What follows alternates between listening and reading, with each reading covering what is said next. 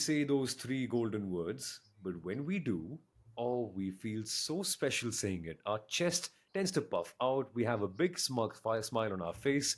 And what are those three golden words, Kunal, about this weekend?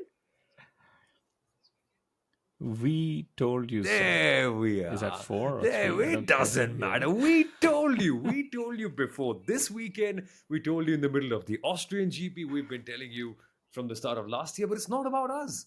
It's just that finally something that we've been seeing materialize for so long has come true. The cake is not ready, I'd say, but it just needs the little bit of icing on the end. But it's mostly baked. It's sweet. The Piastri cake is no, the Piastri pastry, if that is a thing, is sweet. It's delicious. It's come to roost.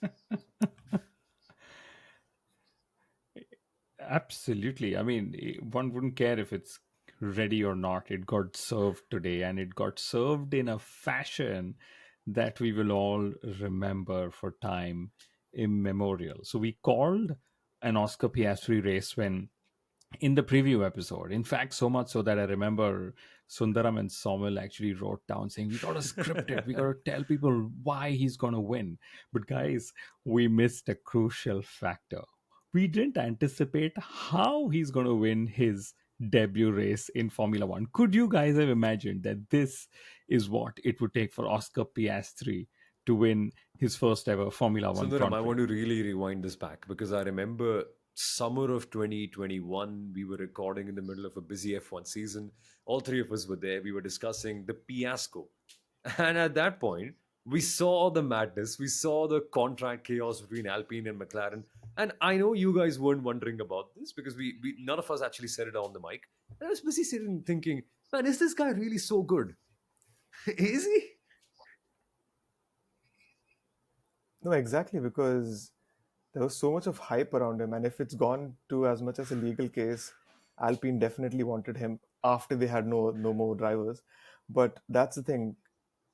Oscar Piastri came in with a lot of promise. He's won Formula 3, he's won Formula 2, that too in his rookie year. So there was so much of hype and focus put around his talent and what he could do in Formula 1. And at that point in time, everyone wanted a piece of him. He made the right choice. He moved to McLaren. He's won a sprint race in his debut rookie year. He's won a Grand Prix in his second year. And I know a lot of the Norris fans are going to hate this, but he has more wins in Formula One, more race wins. Let me be very specific. Bravo. Race wins, not saying Grand Prix wins. He has more race wins than Norris at this point. So, Bravo. yeah, I think it was bound to come at some point in time. And I'm only happy it's happened so soon in just his second season. He's not had to wait any longer. And like Kunal correctly mentioned, the bad luck has to end somewhere. And it almost did it. It almost did it. But two laps to the end, the bad luck did end, thankfully. But there are so many responses to add to what you just said, Sundaram. I'm going to start with from what I remember you said. Alpine wanted him. McLaren, of course, signed him at the cost of Daniel Ricciardo going. Piasco, Sommel, like you said. Alpine very nicely wished him publicly on social media on his race win. Very, very touching. I love it when these human moments happen because, yes, he's a race car winner. Yes, he's a racing car driver. But these human moments, or these moments, is what make us human. And these are the human stories that we absolutely love Wait, about did they Formula have a One. race win clause that if we let him go, we get a certain amount? In football they do, right? Like, they have like a sell on clause. Like if you sell the player on to someone else, we get a 50% or something. There's no reason for them to wish him that much when they were last. Come on, let's just appreciate what Alpine. They did one thing right this weekend. They did one thing right this weekend. Trust me, that was wishing Oscar Piastri, right? Then Sundaram mentioned how F3, F2, etc. He won Formula Renault Regional on debut, F3 on debut, F2 on debut. He has won a race in every single seater category he's driven in. Wow. Okay, and that is incredible talent. And my best moment of Oscar Piastri was just when he ended the official press conference. Okay. He said a couple of things. He said, ultimately, I wasn't as quick as Lando Norris in that final stint And we all Yeah. saw that. Lando Norris went from 1.8 seconds ahead to 5.8 seconds, or whatever his finishing margin eventually was. So much so that McLaren came onto the radio and said, "Yes, Lando, you proved your point, but we need you to give that position to Oscar Piastri." So Oscar was actually very humble enough to say, "I wasn't as quick in that final stint, but this race is all about track position, and I got that track position on that opening lap." But the best of all that Oscar Piastri said was, there was an Australian journalist who said, Daniel Ricciardo has of course started the shoey. Are you going to do a shoey to celebrate? And Oscar said, the shoey is Ricciardo's legacy. I'm going to create my own.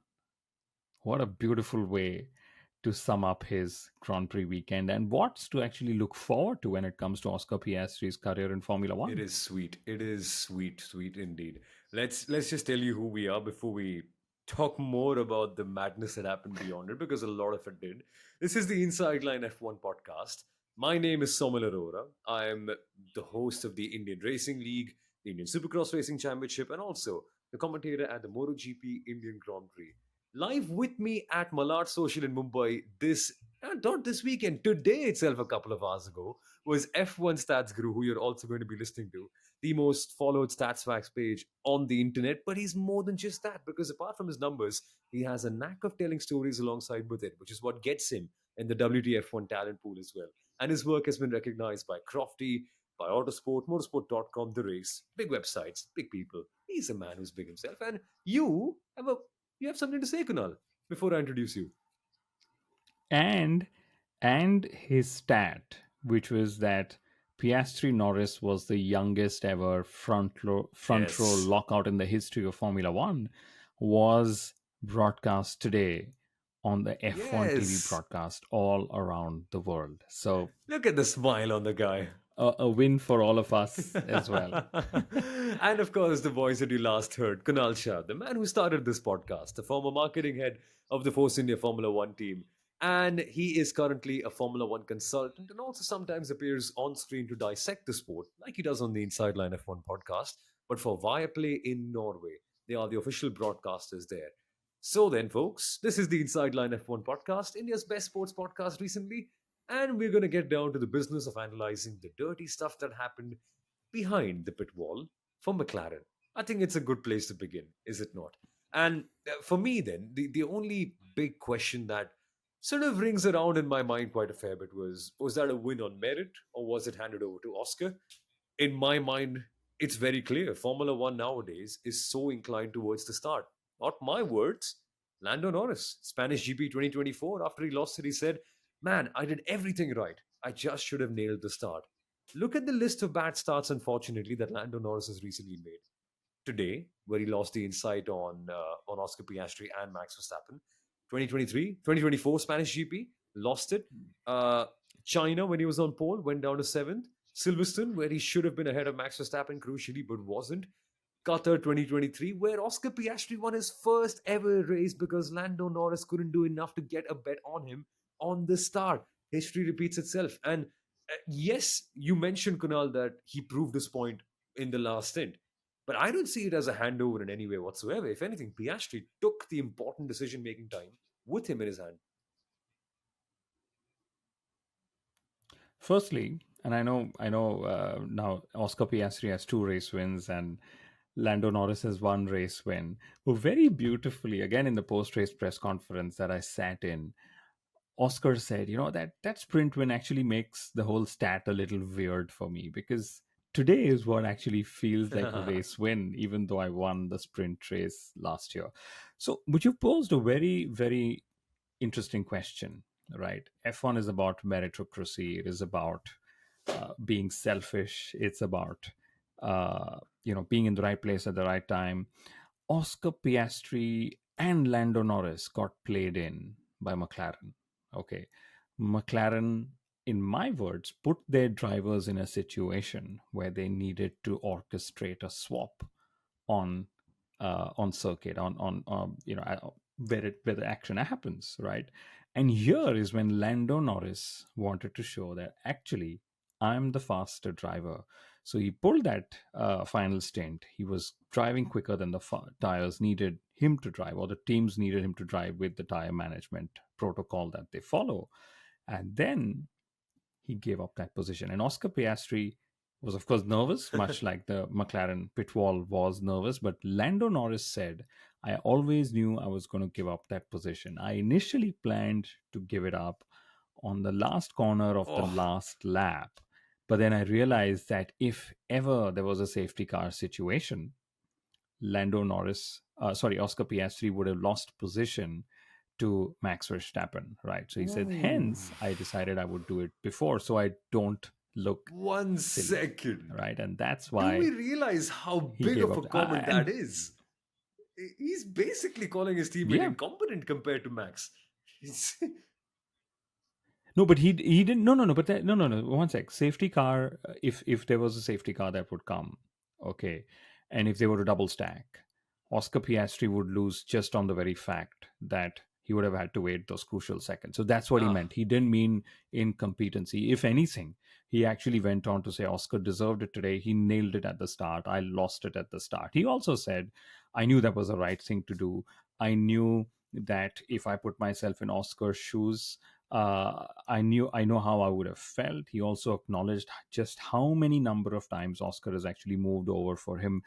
Although he also pointed out that those number of times were different because they weren't for the race win itself.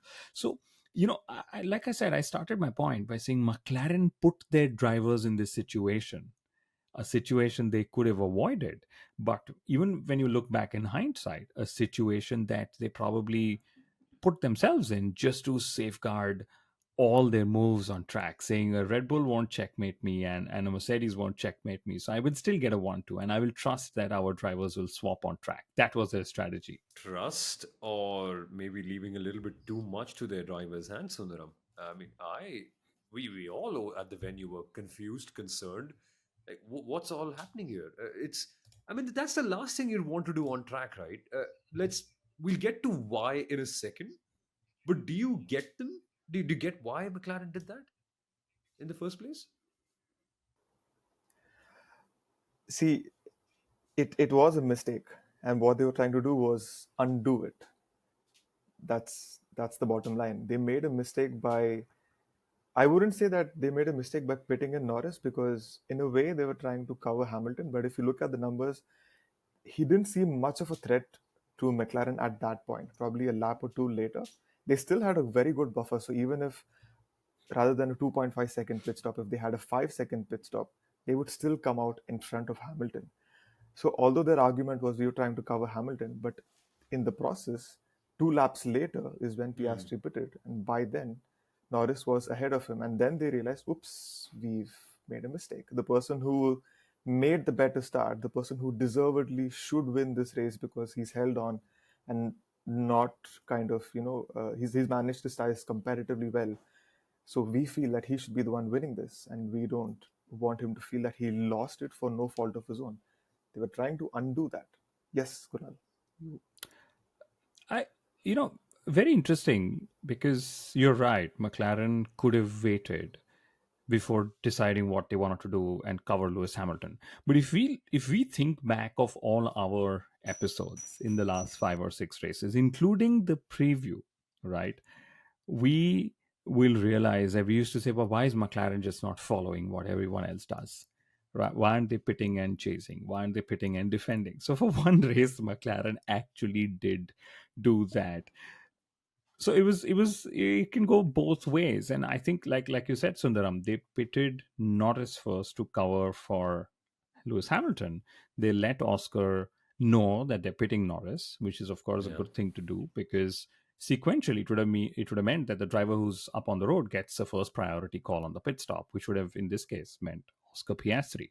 But they let Piastri be out because Max Verstappen decided to go longer as well. So they said we've got two drivers in the fight. Red Bull and Mercedes didn't. So they said we will go with both our drivers to try and negate, like I said, a checkmate situation with both the other teams. Now, having said that, even before Oscar Piastri pitted and got undercut, they told him, "We are going longer with you, but you do not have to worry about Lando. So they Hmm. kept reassuring Oscar Piastri all along. So in my mind, I think McLaren actually executed the race strategy very well, right? They also executed the race Hmm. communication very well. At no point did they let either of the drivers not be in the know of what Yeah. their plans were, right? So yes, they could have, what do you say, they could have managed it better had they not overthought of the whole checkmate situation. But it's very easy to sit back and be like, oh, they could have done different, and every race we fault McLaren for doing that. We sit back, and we sit in their seats 5 days later and try and dissect it. For once, I'm like, that's it, great. They knew, they had trust in the drivers, and they do it. Of course, optically, it looks bad because Hamilton's 200th win, McLaren won two, Piastri's first win, Verstappen and Hamilton come together. But what's the one thing we are discussing?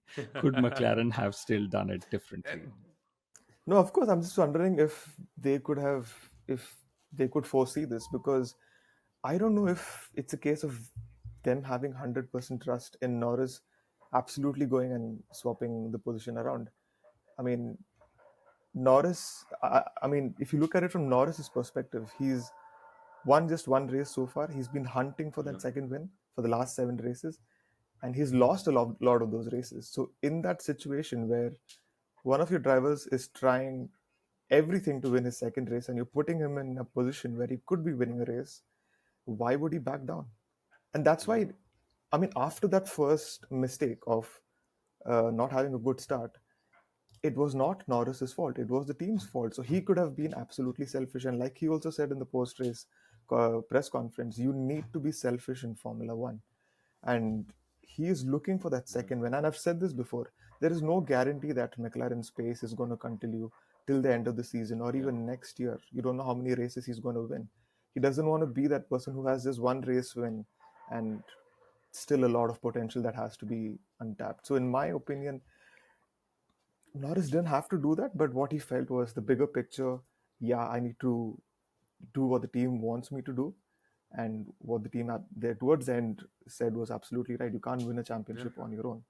But in my opinion, at least, I think they left too much for the drivers. Like we discussed even in the previous races, when you're dealing with such drivers who are still early in their careers, who don't have that much experience, my argument would still be maybe don't leave so much to them. That's the only And when it's there's the no only clear argument. team But hierarchy, imagine if, is the one thing that I have to say. When there's no team Yeah. hierarchy, yeah, but why don't we switch it around? What could have happened if Lando Norris would have disobeyed team orders? Let's discuss that. But before I say, before we actually go there, one last point on what Sundaram said about inexperience. The truth is, in that inexperience, or taking that inexperience into account, they are still putting the driver and yeah. trusting them to do what is the most difficult job, which is to race these cars. Okay, so Andrea Stella actually said this, that I had 100% trust in both the drivers, that they would act in the interests of the team. And he considered as a wheeled comment or not, he said, if I didn't have the trust, they wouldn't be racing for the papaya colored cars. He That's actually said great. that. So let's segue into what could have actually happened if Lando Norris would have disobeyed team orders, because Max Verstappen has, Sebastian Vettel has, Lewis Hamilton. In fact, this race in 2014 against Nico Rosberg, or 2016, I can't remember. One of the years this happened. What could have happened if Lando Norris would have He disobeyed simply team wouldn't. He's orders? not a championship contender. That's. I mean, it's too. Uh, it's not consequential a race enough, in my opinion, to disobey team orders for. Then again, Multi 21 also wasn't. Sebastian Vettel is just one hungry driver, or rather was at that point in time. But why would you? Why would you do that when there's a long innings left to go, when there's a long road left for you to go into, with harder circumstances coming your way? Because the driver who's just beaten you for your race win today is only going to get better. Why bother spoiling it now? Might as well hold on to the relationship for longer, right? And I don't believe Norris would have done anything against it. Thinking in one way is one thing, acting in one way is completely the other. And these guys, they're nice kids. They won't do that competitively. Had it been, you don't see that same ruthlessness in the way they drive or the way they communicate compared to that last generation. Give the same to a Max. Mm, We all remember Brazil 2022. yeah. I never remember these races, but okay, No, what no. happened in Brazil 22? So Max Verstappen had already sealed the world championship, Yeah. and there was a Yeah. possibility that Perez could come Balls. second. He said, "No, I'm not swapping positions. No I'm not doing chance. that. If he wants to do it on merit." But Yeah. So and also, that's where's the order? ruthlessness. What's That's the order ruthlessness at right But there. McLaren? Who knows? Who is number one now? Like, if statistically, they both are tied at one race win, Grand Prix win each. Who is the number one driver now? How do you pick? You would, Typically, it's always the driver who's leading Yeah. the yeah, drivers' championship, who's the most probable of being finishing highest in the drivers' championship. But like you said, is there even a drivers' championship that McLaren is a part of, or Lando Norris is a part of? Lando is very, very sure he is a part of it, which I agree till it's not Hmm. mathematically over. yeah. It's not mathematically over. All you need is Max Verstappen having 2 or 3 bad races, being taken out on the opening lap, or races like he's had today. He's not done Yeah. himself any favors. He has almost 80% of 80 points of a lead. That's why he could drive the way he wanted to. But I know Sundaram is there where he'll throw a fact saying never has a world title been won with 80 Never. points as a gap, which is true, right? But I would say it's never over till it's over. So, Lando Norris dreaming of that world championship at some point is absolutely for it. And the cool down room, interestingly, Lewis and Lando had that banter. Lewis said, "Wow, you guys are a great car, fast car." And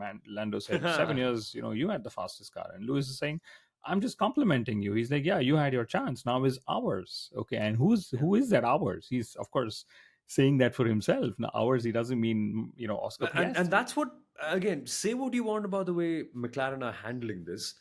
That's what we like about them. They're looking forward, always looking for the bigger targets, the bigger wins. They're always dreaming and looking further ahead. And what's the first thing you get told when you step onto a racetrack to ride a bike or to drive a car? Look forward.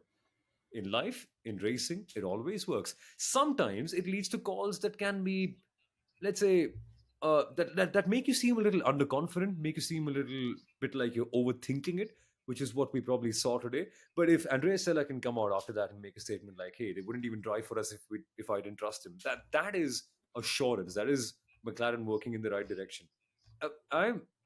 It's But that's great. So legally, right? yeah, This is all emotional. This is all subjective. Samuel, you deserve a team order. I don't like you anymore. I won't yeah. back you. I'll back Sundaram. But what could there be legal repercussions to this in the contract? Hmm. Because unlike Formula 2, where you're driving for yourself and you actually pay the team to build a car for you, Formula 1, you're Yeah. employed by the team. Well, it's a contractual employment, but you're still employed. You're told the team always comes first. Okay, could there be legal repercussions? I don't think so. I don't think so. What could the worst have been? He would have said, "Sorry, oops, I had Yeah. to win." Or he would have said, "You know what? Oscar was too behind. I couldn't risk That's giving up on five basically the same seconds." thing as saying, He "Oops, was I had to probably, win." yeah. So, like David Coulthard said on the F1 TV commentaries, like he was scared he would lose his contract with McLaren. And that's why he gave up the position in 1996 or whenever he did to Mika Hakkinen, right? So it all goes down to what the risks are of defying a team completely, and why a driver like Max Verstappen can get away with it, but not Lando Norris. And Lando actually said again in the post race press conference, I remember Lewis Hamilton 2020 or 2021 actually got position here from Valtteri Bottas to go chase Max Verstappen on the last lap. He gave the position back, even though he could have used the extra points to help himself in the championship. And he says, "This is not how I want to win a championship." Lando Norris said the same thing today. "This is not how I would like to win a championship by taking a win away from Oscar Piastri." So, you know, different people just cut from different fabrics, I would say, different values, different ways of looking at racing, winning, and so on. It's But not the thinking that matters, it's the yes, acting that matters. And he acted well. No, I mean, acted in good spirit. Acted, yeah. I mean, right. yeah. You get the point. But you were saying something, Sundaram, about this whole incident. Yeah, About but I mean, Piastri. about bringing this whole conflict between the two of them up, right? I remember you having a point.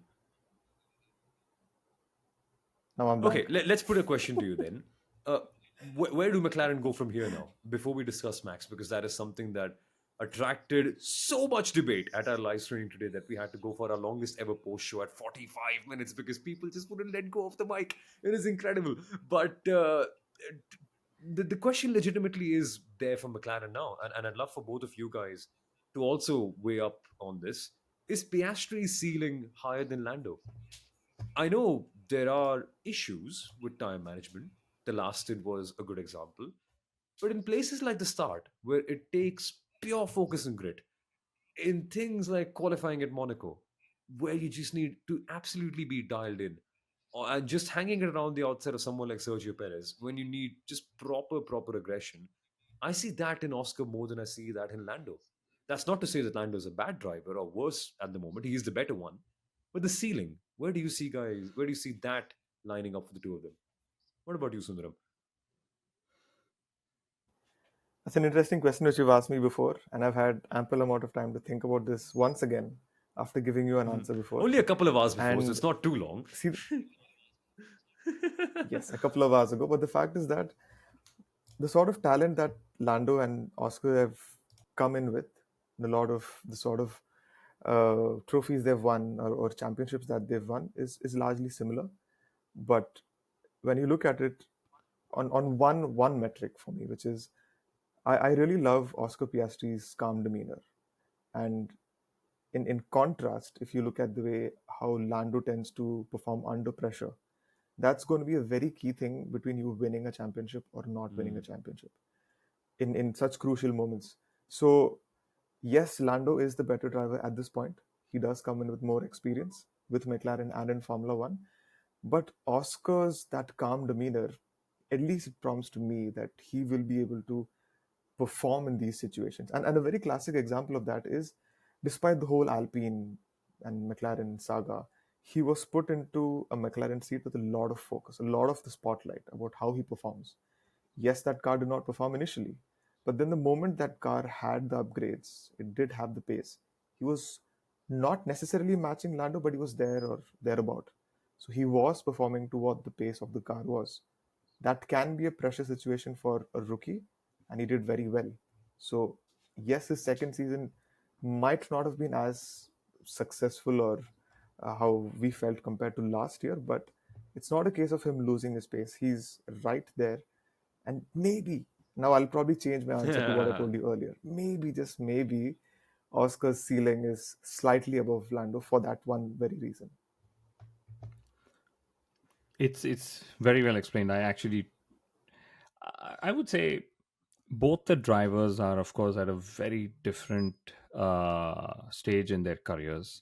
And I remember, Lando Norris has this picture of him signing Fernando Alonso's T-shirt on Formula One social media just 2 hours before the race. They tweeted that, and I actually tweeted to Formula One saying, 6 years ago, Lando Norris, as a reserve driver for McLaren, carried coffee from the McLaren hospitality to the McLaren garage for Fernando Alonso. And they made this look like how the interns would be in an office that, hey, I'm interning you, which means, are you making coffee for me, for example, right? So when you see Lando Norris come of age from Yep. that boyish, childish, not childish, but childlike personality he's been, his personality has evolved. He's of course gotten quicker in the car. He was up against Carlos Sainz, who beat him. Lando Norris was, up against Daniel Ricciardo, who he beat. Okay, and now there's Oscar Piastri again, the talent of the coming generation. Lando's a talent of this generation, and he's still holding his stead very well. So to me, it's extremely difficult to choose.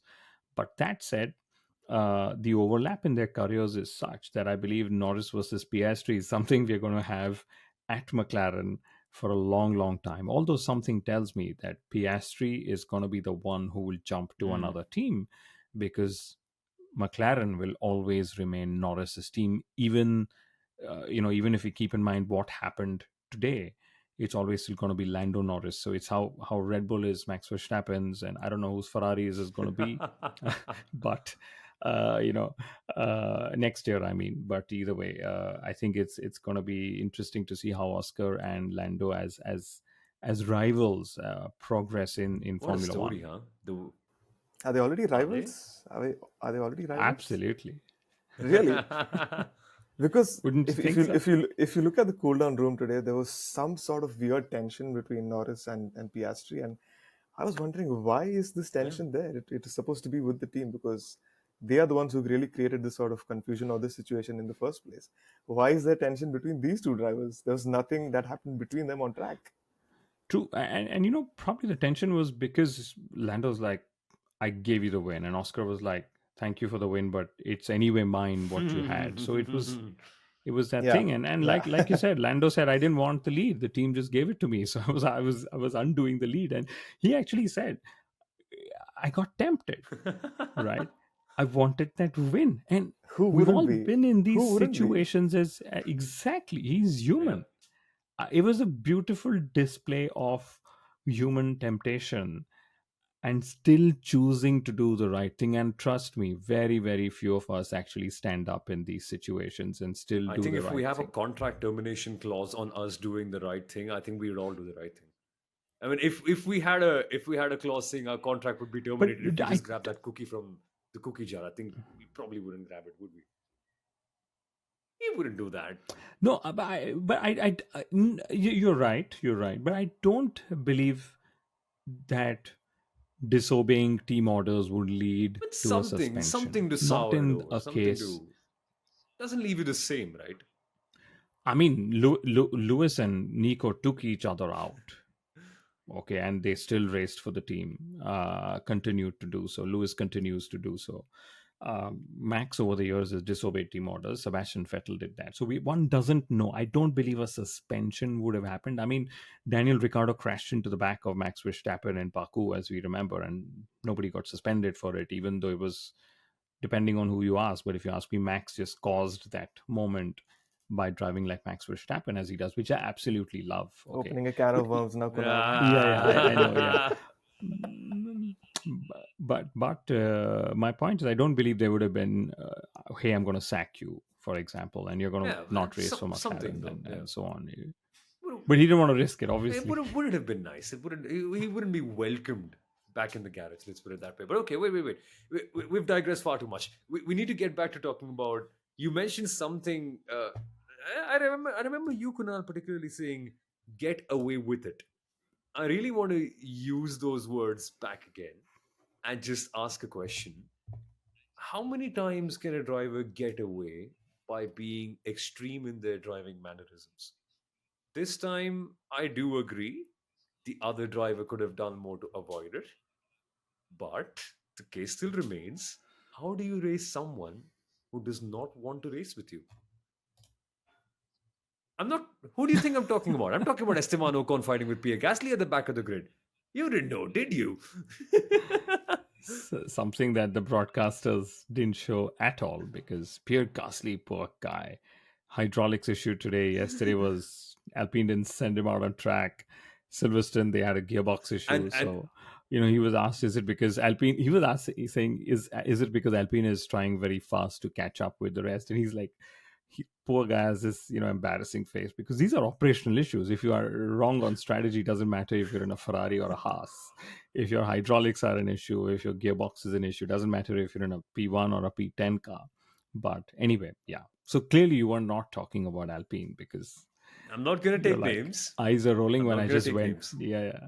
But okay, let's get to it. I know it's Max Verstappen. Could he No, have no. driven differently? No. So no. The question comes back from 2021. What Somel's basically trying to ask is a question from 2021. Whose fault was it? Was it Max or was it Lewis's fault? You're picking this up from probably, what are you saying? Italy 21 or Jeddah 21 or Brazil 21. Take your I pick. find it interesting That's the because question. But why don't we? Andreas Stella said these issues will pop up once again if you don't address them at the source. Guess what? They've popped up at the next race. There you have it. It's incredible. The next race. Actually, the next one. But here we are. Have your say, Kunal. What do you think about this now? Max Verstappen was extremely frustrated obviously, right? Now, if we were to dissect that incident, there were two parts to it. Firstly, the steward ruled no action, which I Mhm. think is right. Lewis Hamilton said it was a racing incident, which I also partially agree with. I would say more partial rather than less partial. So what happened is Max, of course, DRS carried more speed, went in, and suddenly realized, "Oops, I have to brake too much in too little space, and then I won't be able to turn in." So he locked his brakes. He went straight. Now imagine if he was just by himself, he would have locked his brakes, gone straight, understeered, gone off circuit, and joined back again with a flat spot or not. It just so happened that he was in battle with Lewis Hamilton, and Lewis Hamilton had a corner he was preparing to turn That's the into. thing. That's the thing. No, Lewis Sommel? Yeah. Hamilton of all people. Lewis Hamilton of all Exactly. people. But that's the thing. A car doesn't just so happen to be racing with you. You're racing with a car. Is my whole argument. It just doesn't happen to be there when you want to get to a corner. It's already there. You're trying to pass it. That's the one thing I. Yeah, so the stewards actually ruled very nicely, saying, and this is what I would feel. Yes, racing incident. Glad nobody got penalized. Could Lewis have done a little more to avoid contact? Maybe, but did Lewis purposely build contact? No, he was in the moment of turning in. He thought maybe Max would just about make it or not. Remember, these are high speeds we're talking of. Even if it's just turn one, right? They were going through a back marker, so that also sort of serves as a bit of a distraction because you go offline and you rejoin and so on. So at the end of the day, that Max Verstappen situation was just unfortunate. I would say Max can do, must do better in situations where he doesn't have the Red Bull. But Max was very, very clear, and I think what he was clear about is first, Red Bull needs to add performance to the car, and second, I think Red Bull's pit wall typically doesn't make mistakes, but this time they made the same mistake two times over. And that mistake was letting Max be undercut two times. First by Lewis, second time by Leclerc. And Christian Horner said post race, you know what we read wrong? We read wrong the delta that the two tires needed to make an overtake. So the Hmm. offset that they thought Max was creating would help him gain track position, but this is Hungary. Track position is very, very difficult. And Red Bull doesn't have the 33-second advantage at the same circuit they had last Hmm. year. So if they fumble, Ferrari and Mercedes are not too far behind to pick up those pieces. Now it is McLaren that's definitely up ahead. So the first time Verstappen got undercut was when they switched from their first set of tires onto the hards. Now there was a 5 lap difference between Hamilton's pit stop and Verstappen's pit stop. Hamilton was 1 second behind Max Verstappen at the time of the pit stop. He came back 7 seconds ahead. In 5 laps, he'd taken 8 seconds out. Now, there is a reason behind this. Red Bull were aware of what they were doing. The idea was basically to make sure that Max Verstappen goes on the ideal medium strategy, which was to extend it as much as you can, so that you can then have as few laps as possible for your hard compound tires. Fair enough, normal, especially when the mediums are not doing too bad.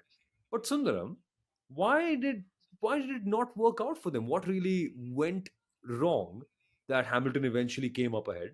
And in a way, sabotaged his own race with that whole strategy, which he also claims wasn't quite the best one. I mean, Verstappen's been saying that since the very beginning, and even Hamilton on the other side was saying that we've pitted a bit too early, and this is going to cause me problems. So both of them saying the same thing. But like Kunal said, track position in Hungary is very very key. You don't want to be stuck behind another car, especially like I said, there's a lot of temperatures running through your brakes.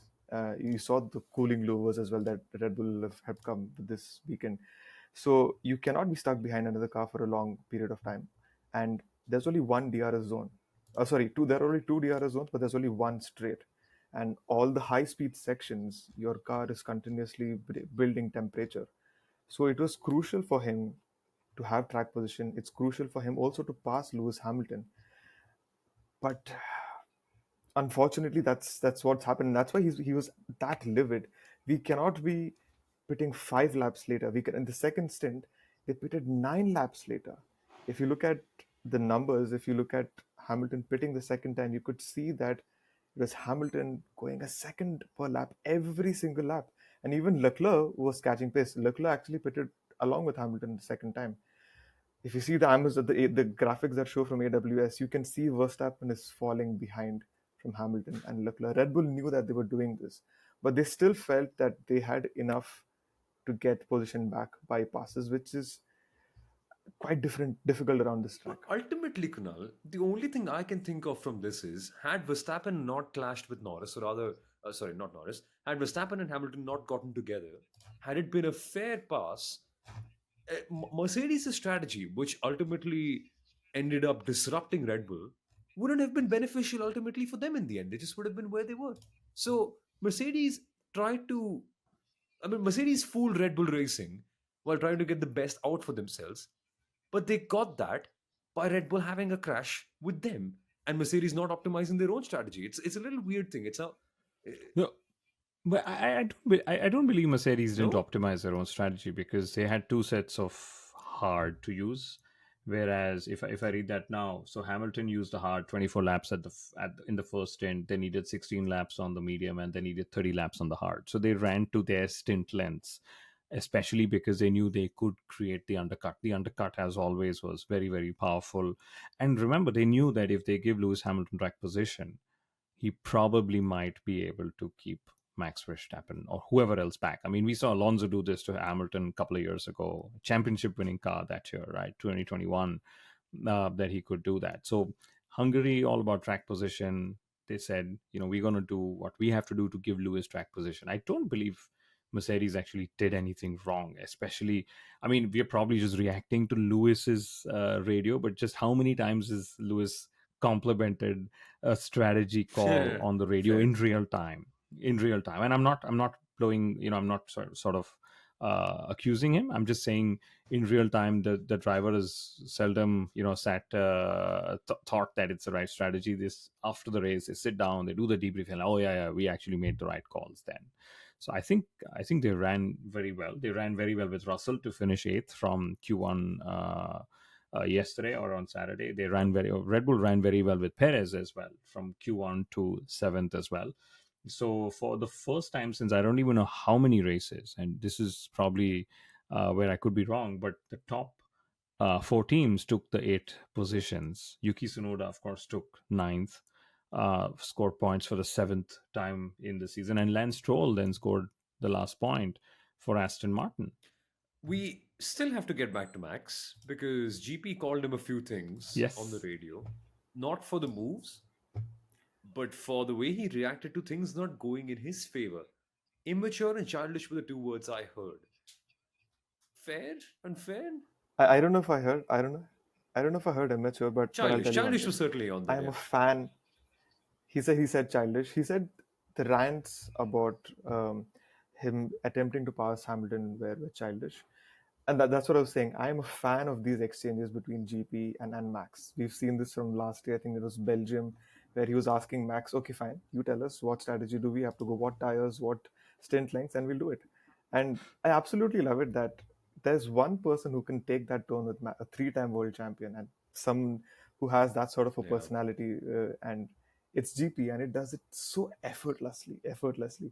We saw this in qualifying yesterday as well, and we saw it today. And this is just him being absolutely frank, and that's all I have to say. We can further go and dissect into it. Yes, Kunal. But very nice that you say this. It also shows just how Yeah. comfortable they are with each other. Both of them honest, blunt, straightforward, don't waste time. And that's what you want to do. You don't want to waste time when you're on a racing car and the clock is always ticking. But there's a beautiful stat that Marcus Yestal from Parc Ferme tweeted to me after the race. He said it's the first time since 2021 that there has been more than three races between a Max Verstappen Oof. win. Can you imagine? Seven wins at the start of the year on the trot. We thought that's it, another 10 race, 12 race win streak is coming. And now almost everything is halted. Or I would say, like Frederick Vasseur said, he said, I'm loving it. Great. Congrats, Oscar, McLaren, Formula One. It's great for the sport. We've got another race winner. I'm loving this season for what it is. And you're like, okay, wow, that's great. He's, you're of course first a fan Yeah. of Formula One before you're the team principal of Yep. Ferrari. But wait, on Max very quickly. I know I particularly have been very critical of his driving, and that basically means Max Verstappen has given me a big fu because that's what he said. Critics f off. Great, I'm taking it on the chin, but we need to give it to him when it matters because when he was complaining of the car not braking and turning in very well, at that point he went on to match Oscar Piastri for pace, the leader. And Oscar Piastri was one of the faster cars out there. Just I think Norris and him were trading the fastest lap at that point. And Verstappen was only a few hundreds or a few tenths at best of Oscar Piastri at that middle sector of that race. Give it a bow. I mean, if the car's really not working, it takes a Max Verstappen to make it work. That's where he's the best in the world at. But you also got to remember the radio messages are most of the time delayed by half a lap, one lap, or something, couple of laps as well. Sometimes even more than that if they think it's a spicy radio message that they've not Yep. really found to use time before. They just slap it on later. But Max Verstappen, of course, I'd love to. At the moment, it seems like he is going to get the drivers' championship, and that McLaren is going to get that constructors' championship. And can you imagine? Just in Monaco, we were like, "Is Charles Leclerc in the fight?" And now suddenly Charles Leclerc is nowhere, and Lando Norris is Yep. maybe in the fight. And if we just look through the drivers' championship, of course, it's Verstappen at the top, Norris, Leclerc. Norris has jumped Leclerc even more so, built a gap. There's Carlos Sainz, PS3. Lewis Hamilton has now jumped Checo Perez for seventh. George Russell is eighth, and then Fernando Alonso's ninth with 45 points, like less than half the points of Russell in eighth position that there is. But McLaren, of course, jumped Ferrari with 338 points. Now they are second in the constructors championship, less than 60 points away from Red Bull Racing in the top. So by what race do you think Oof. McLaren could get the lead of the constructors championship? We got 9 races, no, how many, 12, 11 races to go, something. Yeah, we have 11 Yeah. races to go. But Yeah. they'll get there. I feel they'll get there. But the one point I actually want to make, it's not going particularly well at Red Bull. We know that it's not been going well since Imola. And when the frustration is evident, you can see that Red Bull are crumbling little by little. It was also a case of Austria where I think Max had a long pit stop, or Yep. yeah, Yep. he did have a long pit stop, and he was very animated after that, which then led to him and Lando coming together. So that was one high pressure and a moment of frustration, and he kind of buckled, or I would say, which led to the two of them coming together. And it's another situation today. We've not seen Red Bull in such a situation in a long, long Yeah. time. So how are they going to go ahead from here is also a very key thing. Yes, they have issues with the car as well, and you can see a little bit of issues maybe with strategy as well. If Verstappen wants to win that drivers' championship, he has demanded that they improve their operations. He's demanded that. He said that. So that's the sort of level that he really is operating at, and that's what he's expecting from the rest of the team. Which is epic, isn't it? That's what Formula One is all about, ultimately, is it not? Like the highest. Ah, Depends. Not if you are, I don't know. Should we just jump to Ferrari because God knows where they have yeah. disappeared, if that's the word to put it Do as. they know? I mean, they have been outscored by McLaren every single race since Monaco, which is Canada, Spain, Austria, Silverstone, and now Hungary, right? And They've Mercedes been has, jumped. They've been jumped in the Yeah. constructors' yeah, they've been jumped, and standings. even Mercedes has outscored them since Monaco, right? So the question is, if Scuderia Ferrari doesn't improve, could they be under threat from Mercedes, for example? So I mean, Charles Leclerc was very very upset after the race yet another time. Just no pace in the car. That's what confuses him. In fact, for once, he was so vocal because Ferrari filled very little drink in his drink system. So he was like, "You guys are really pushing me to the limit." He was on the radio and he said, I anyway drink very little race, but I just about have one sip and then it's over. He's like, I get thirsty after the race. So they said, don't worry, no, we're gonna fix it for you. So there's one more thing that they're gonna fix from Spa onwards, which is give him a little bit more drink. We definitely missed that one. We didn't catch Wait, that. isn't this the same circuit where Kimi did not have the drink? I think it was, no? There are lots of circuits Kimi I think didn't it have. was, the drink. right? I wouldn't Nicely done. Nicely done. I remember on my birthday, 4th of November 2012, Kimi Raikkonen won, and I was like, Kimi Raikkonen's going to have a drink. Until I remembered it's the UAE, and he can't. And then a few years later, he also got denied by Ferrari. I think at this very circuit. But confusing for them. And for me, really, for Ferrari, I think the one that summed it up was Carlos Sainz's Q3 lap. Sector 1 purple, Sector 2 personal best, Sector 3 he's 4 tenths down on pole. That is weird. That is weird. Do they have an answer? I don't think they do. The challenge of the Hungaroring is that you run out of tires by the end of the lap. So it's all about making those tires last through all the energies that you throw into them as well. I mean, Carlos Sainz out qualified Leclerc, but he just said he had a bad start and he sort of couldn't recover from there. So it just goes to show what you said, a few minutes before or almost an hour ago, Soumil, that the start dictates so much of how the trajectory of your race is going to go.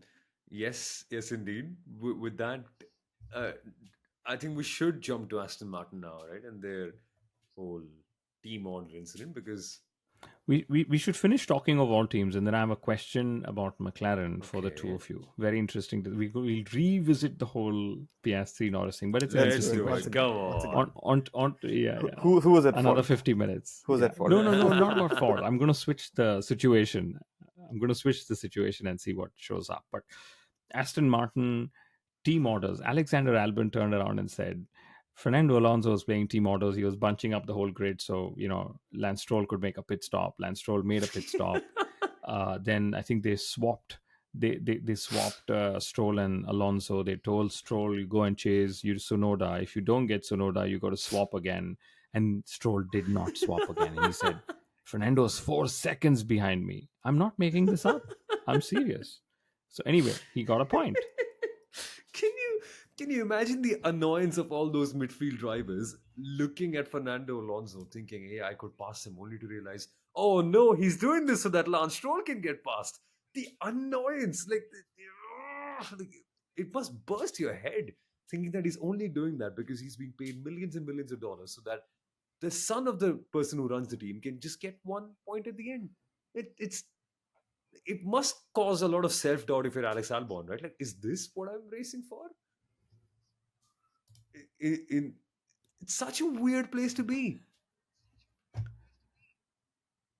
Alexander Albon was planning to do a 3-stop race, so he started using his tires more. And then the team came and told him, "We're actually going to do a 2-stop," and he was furious because he was using his tires up, thinking it's a 3-stopper. But why don't we actually? Okay, one word on Yuki Tsunoda: 7 points, 7 times in the points. Great. He said it's weird if Red Bull Racing choose Liam Lawson instead of him. He says he deserves that seat against Max Verstappen. Daniel Ricciardo, his teammate, got out qualified by Yuki, but he was pitted too early, and Daniel was so furious. He said, "We took ourselves out of the race too early." Okay, so that's essentially what happened. But the point that I'm going back to McLaren, assuming that we're going to end this soon now, is what if Lando Norris would have given up that position early on? Okay, the minute he was told, and then he would have chased Oscar Piastri on merit for that race win, given that he was in that faster McLaren. How do you guys think this would have turned out? I think McLaren would have panicked and basically said, "Lando, hold position," because they didn't want contact. That's what I'm expecting. Why would they ask him to swap and then Yeah. you've Yeah, literally thrown something at us which we've not even thought about in the last 3 that's hours. that's what you're so So- excellent at. In different perspectives. no, but thank you. But you guys actually, in your own perspectives, have said that because we all discussed and agreed the start was so critical. Oscar got it at the start. McLaren engineered an Oscar win on the radio, on the pit wall, in the car, all of that. My reading in all of this was, and I'm going back to the radio messages that I remember going through. McLaren told Lando 40s, mid 40s, and I presume that meant pitting around the 40th, between the 45th lap, or whenever they pitted.